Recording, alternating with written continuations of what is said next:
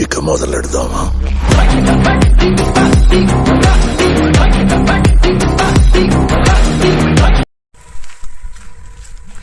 Hi అండి, మన రైతు సోదరులందరికీ ముందుగా గుడ్ మార్నింగ్.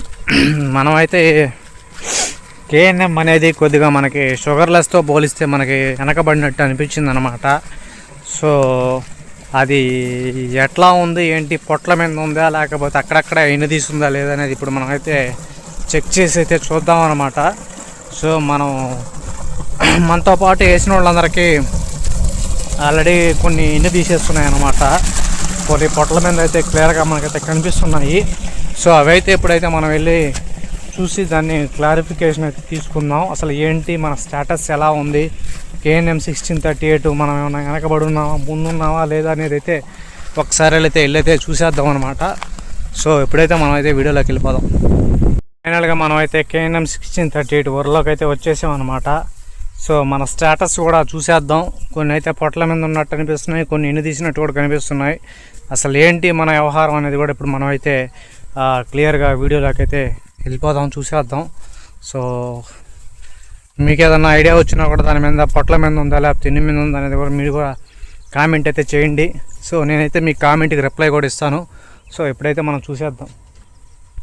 ఇప్పుడైతే మనమైతే మన ఎన్ని అయితే చూసేద్దాం అనమాట. సో ఇది మన ఎన్ని అయితే.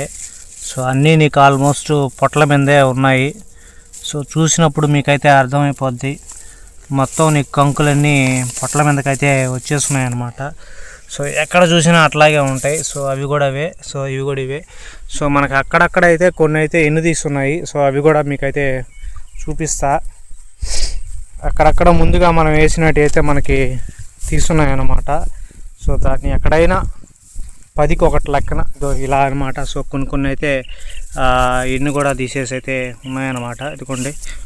So starting end stage. So ఇలాంటి మూమెంట్లు అయితే మనం ఫుల్గా వాటర్ అయితే పెట్టాలా. ఇట్లాంటి వాటికైతే మనం ఆపకూడదు. అంటే ముందుగా వేసిన 1-2 కర్రలకైతే తీసేస్తుంది అనమాట. మిగతా వాటికి పోలిస్తే వేరేలా ఉంది ఇది.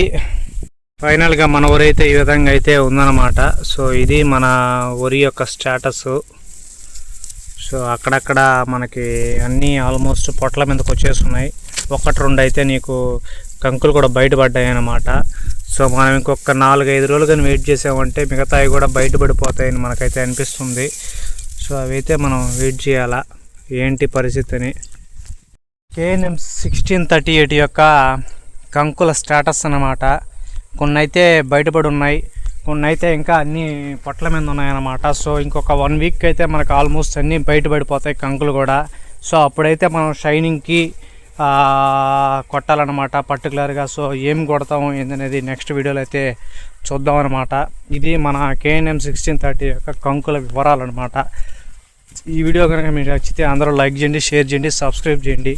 అందరికీ జై జవాన్ జై కిసాన్, మీ రైతు బిడ్డ శిరీష్.